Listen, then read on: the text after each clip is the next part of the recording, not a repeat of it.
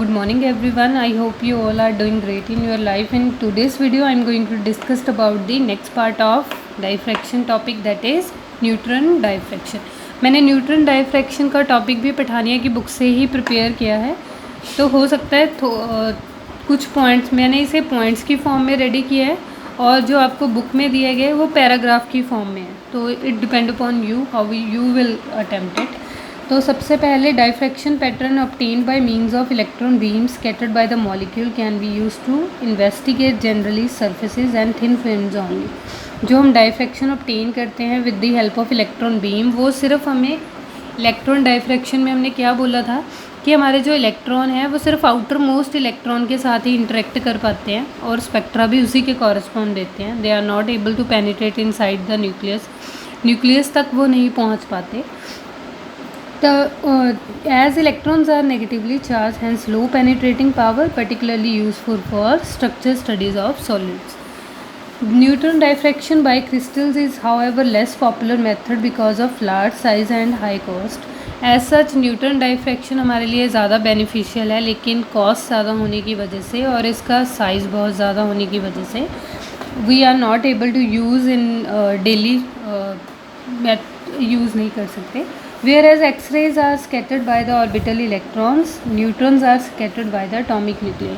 जैसे हमें पता है एक्सरे जैसे जैसे हमारे इलेक्ट्रॉन के साथ इंटरेक्ट करते हैं, हमारे एक्सरेज में जो रेज़ हैं वो साथ के साथ स्कैटर होती रहेंगी. लेकिन जो हमारी न्यूट्रॉन की बीम है, हमें पता है न्यूट्रॉन इलेक्ट्रॉन के साथ इंटरेक्ट ही नहीं करता, तो वो ईजिली न्यूक्लियस तक पहुंच सकता है. उसे पेनिट्रेट कौन करेगा? Neutron diffraction is caused by two additional factors. सबसे पहले न्यूक्लियर स्कैटरिंग.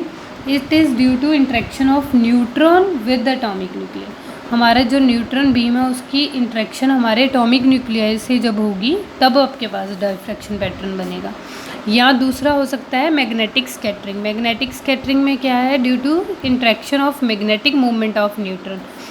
हमें पता है कि जैसे इलेक्ट्रॉन का स्पिन होता है वैसे ही हमारे पास न्यूट्रॉन का भी स्पिन होता है, तो उस हिसाब से हमारी मैग्नेटिक मूवमेंट भी होती है न्यूट्रॉन्स की, with permanent magnetic movement of atoms और ions. The x ray scattering power increases fairly regular with increase in atomic number. ये बार बार फैक्टर आएगा, दोनों में ही आ रहा है कि जैसे जैसे आप एटॉमिक नंबर बढ़ाओगे आपका एक्सरे स्कैटरिंग पावर इंक्रीज होता रहेगा. But there is no regular trend for neutron scattering. लेकिन हमारे पास न्यूट्रॉन स्कैटरिंग के लिए ऐसा कोई रेगुलर ट्रेंड नहीं है. The neutron scattering power does not vary greatly while X-ray scattering power increases from hydrogen to heavy element. हमें पता है कि हमारा जो न्यूट्रॉन का जो डायफ्रैक्शन है वो इतना ज़्यादा जो पैटर्न है या स्कैटरिंग पैटर्न है वो इतना फ़र्क नहीं पड़ता न्यूक्लियस से. लेकिन हमारे पास जो एक्सरे बीम है जैसे जैसे इलेक्ट्रॉन बढ़ते जाएंगे spectra will be complex. The difference between neutron and the x ray scattering offer great advantages and equally great disadvantages. That the background scatter is likely to be much more serious because different isotopes of same element which would be expected to randomly distributed among the element. यहाँ पे हमें क्या है कि x ray की beam किस पे depend करती है? नंबर ऑफ़ इलेक्ट्रॉन्स पे, कि हमारे पास कितने नंबर ऑफ़ इलेक्ट्रॉन्स होंगे. तो हमें पता है आइसोटॉप में नंबर ऑफ़ इलेक्ट्रॉन्स सेम रहते हैं, ठीक है. इसलिए आइसोटॉप्स को डिस्टिंग्विश करने के लिए जो बेस्ट टेक्निक है वो हमारे पास न्यूट्रॉन डायफ्रैक्शन है, क्योंकि आइसोटॉप में नंबर ऑफ़ न्यूट्रॉन्स वेरी करते हैं. तो उसी हिसाब से जैसे ही न्यूट्रॉन्स का काउंट बढ़ेगा तो स्कैटरिंग पावर भी बढ़ जाएगी और रिंग्स भी बढ़ जाएंगी. तो जो हम आइसोटॉप एक्सरे की हेल्प से डिस्टिंग्विश नहीं कर पाते अपने सैंपल के अंदर, वो हम न्यूट्रॉन डायफ्रैक्शन की हेल्प से कर सकते हैं. It possesses magnetic movement by virtue of high spin. यहाँ पर एक नेक्स्ट एप्लीकेशन हमारे पास क्या है? मैग्नेटिक प्रॉपर्टीज़ को अगर स्टडी करना हो तो उसके लिए भी न्यूट्रॉन डायफ्रैक्शन काफ़ी हेल्पफुल है, क्योंकि हमारे पास जो न्यूट्रॉन डायफ्रैक्शन है यहाँ पे स्टडी करते हैं. Paramagnetic substances also contribute to general background scattering because of the interaction of magnetic movement of neutron with the random oriented orbital magnetic movement of the electrons. Next में हमारे पास ferromagnetic substance के time जो हमारी magnetic movement है atoms की वो same direction पे होगी सेम डायरेक्शन पे होगी उसके मैग्नेटिक मोमेंट ऑफ न्यूट्रॉन्स के, और एंटी फेरो में वो ऑपोजिट होगी।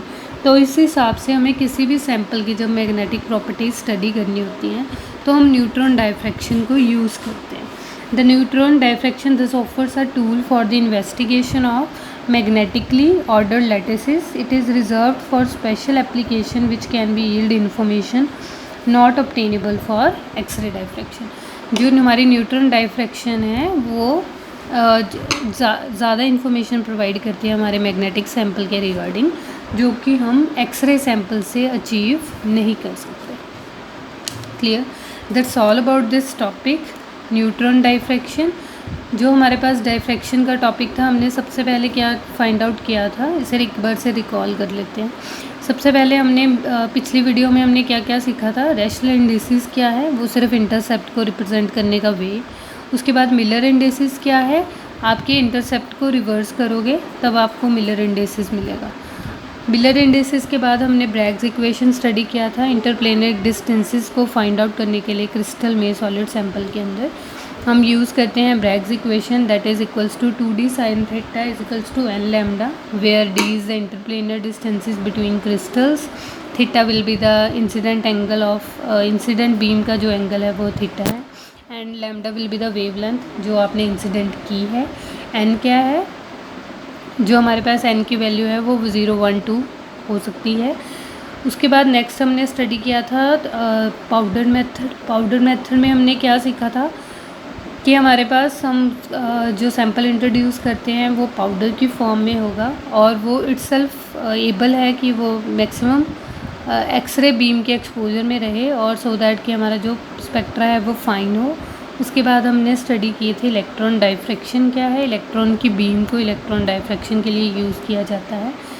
और हमारे पास फिर नेक्स्ट आज हमने स्टडी किया न्यूट्रॉन डायफ्रैक्शन क्या चीज़ है।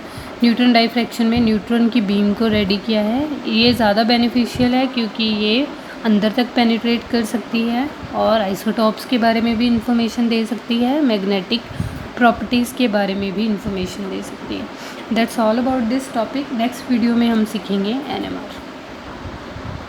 Thank you so much.